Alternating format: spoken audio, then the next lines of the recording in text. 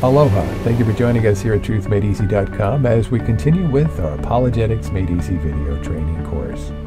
In this video, Truth Beyond the Grave, we're going to see how truth matters for each of us on the other side of the grave, for all eternity, for time without end.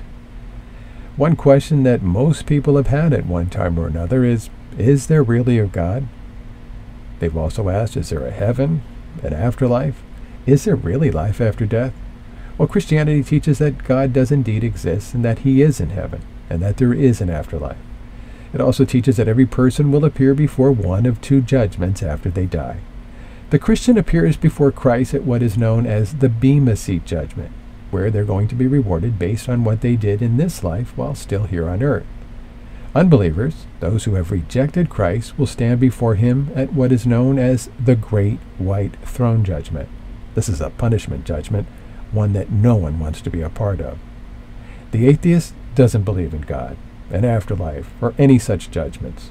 They don't believe in angels, heaven, hell, or the supernatural, nor do they believe that humans possess a soul.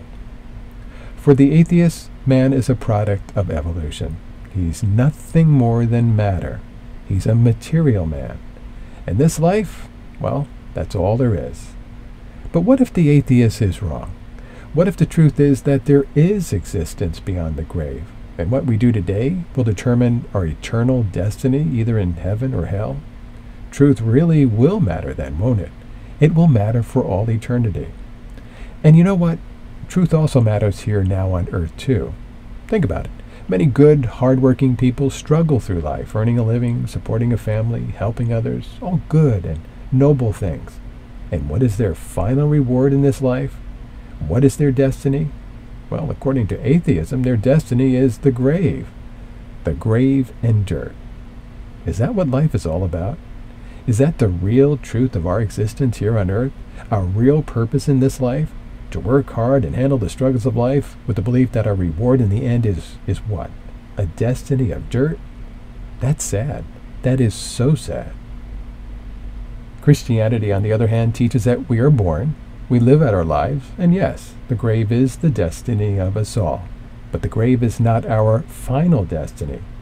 The Bible teaches that one day, even our bodies which die here on earth will be resurrected to new life, bodies that will live forever in either heaven or hell. And what we do now here on earth will determine our future on the other side of the grave. I read a leaflet once, and two words from it really stuck with me.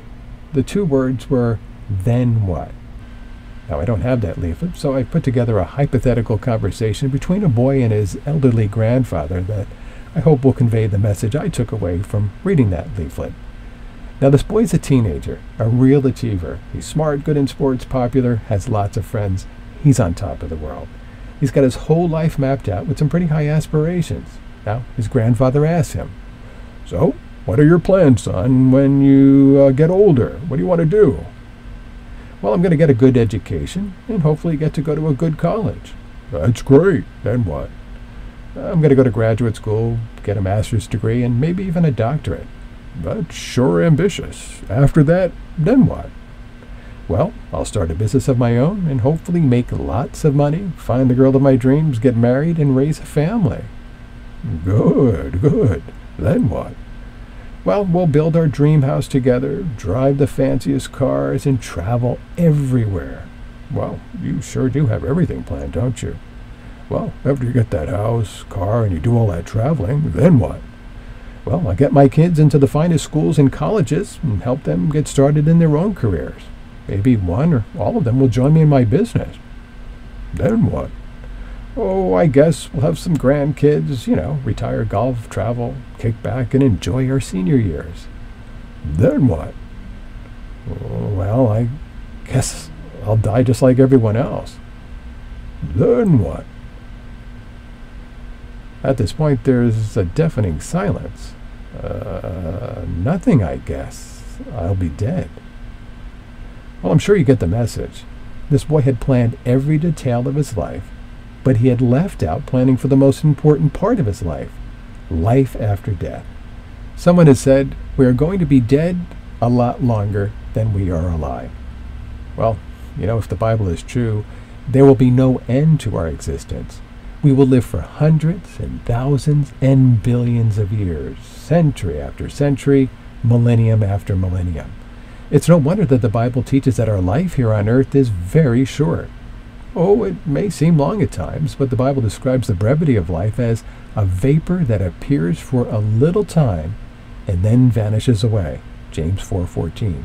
Sort of like a vapor that you see over a cup of hot coffee. It's not very long at all. You know, on our slide here, we see the pictures of a baby and a graveyard. Well, let's let this line here, extending from the baby to the grave, represent your life and mine. A good, long life of 100 years, a full century. Now, it seems like a very long time until we shrink those 100 years down to this one little box and then compare it against these other 100-year boxes. You know, we have to realize that when we're discussing eternity, as the Bible teaches, that we can keep creating boxes like this forever and ever and never stop. For neither you or I will ever reach the end of our lives. No one will. We will all exist forever.